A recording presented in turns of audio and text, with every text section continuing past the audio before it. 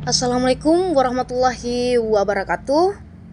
Perkenalkan, saya Marifa Sukmayu dengan NIM H06243009, Kampus Universitas Sulawesi Barat, Fakultas Keguruan dan Ilmu Pendidikan, Prodi Pendidikan IPA.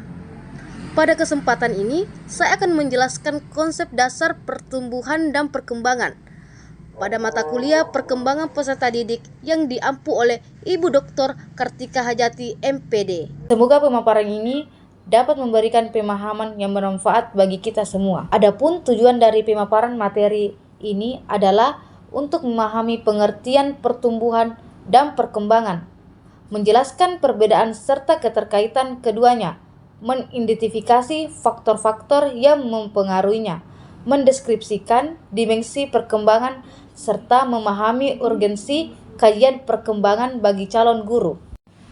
Adapun pengertian pertumbuhan. Pertumbuhan merupakan perubahan yang bersifat kuantitatif pada individu, yang ditandai dengan bertambahnya ukuran fisik seperti tinggi badan, berat badan, dan volume tubuh. Proses ini terjadi karena peningkatan jumlah dan ukuran sel.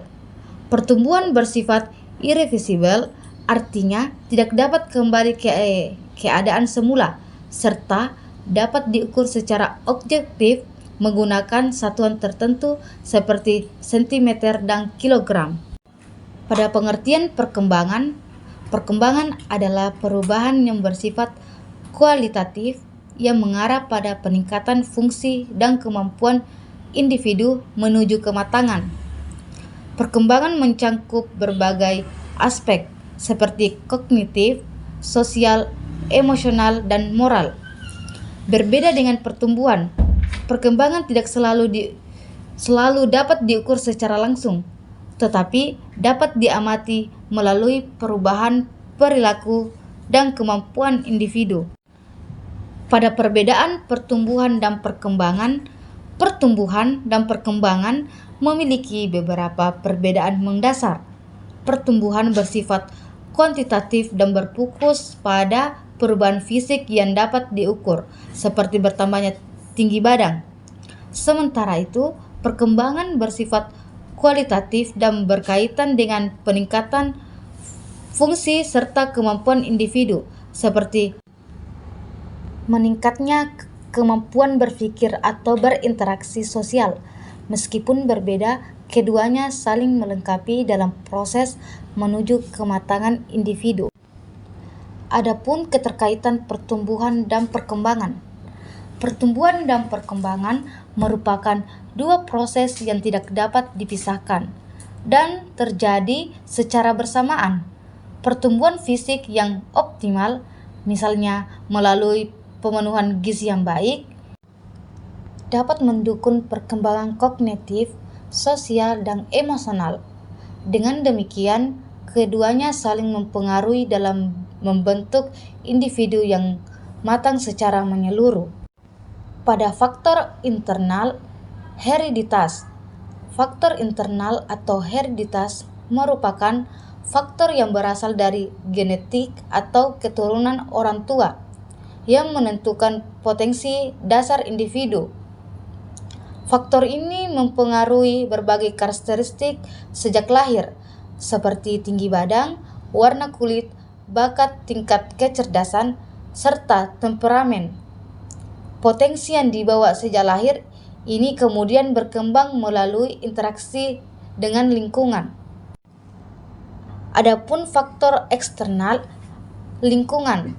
Selain faktor hereditas, pertumbuhan dan perkembangan juga dipengaruhi oleh faktor eksternal atau lingkungan.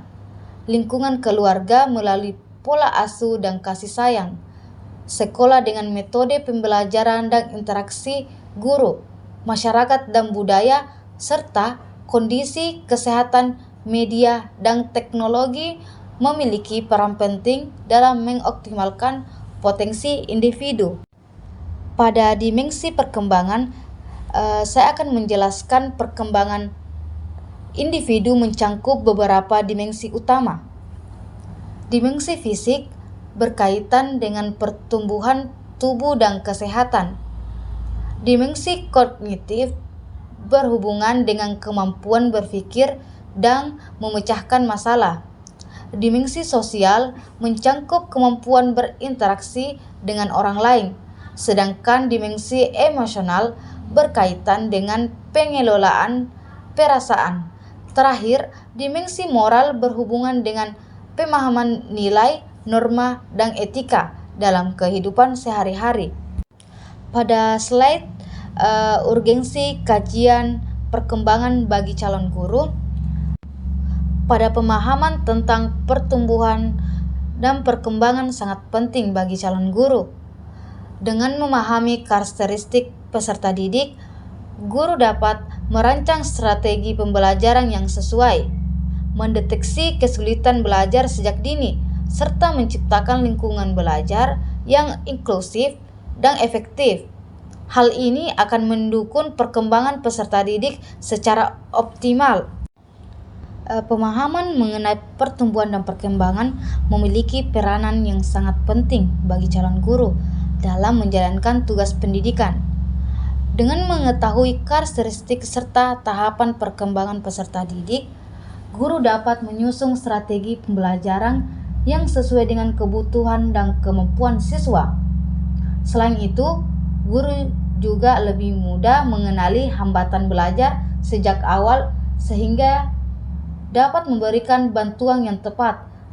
Setiap peserta didik memiliki kecepatan perkembangan yang berbeda-beda, sehingga calon guru perlu memahami perbedaan tersebut agar mampu memberikan perlakuan yang adil dan pendekatan pembelajaran yang sesuai bagi masing-masing siswa.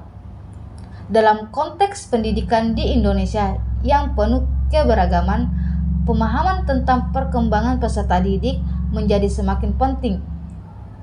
Siswa berasal dari latar belakang budaya, sosial, ekonomi, dan lingkungan keluarga yang berbeda, sehingga guru dituntut untuk mampu menyesuaikan metode pembelajaran dengan kondisi nyata di kelas. Peran guru tidak hanya sebagai penyampai pemateri, tetapi juga sebagai pembimbing yang mendukung perkembangan sosial, emosional, dan moral siswa.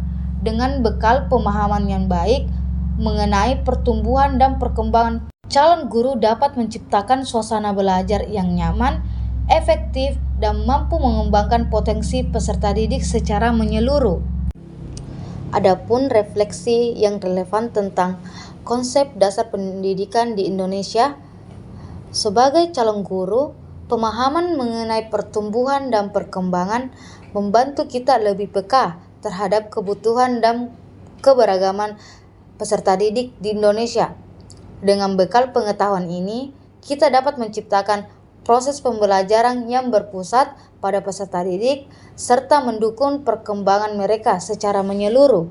Baik, pada materi yang saya paparkan tadi, adapun kesimpulan pada materi ini, pertumbuhan merupakan perubahan fisik yang dapat diukur, sedangkan perkembangan adalah peningkatan kemampuan menuju kematangan.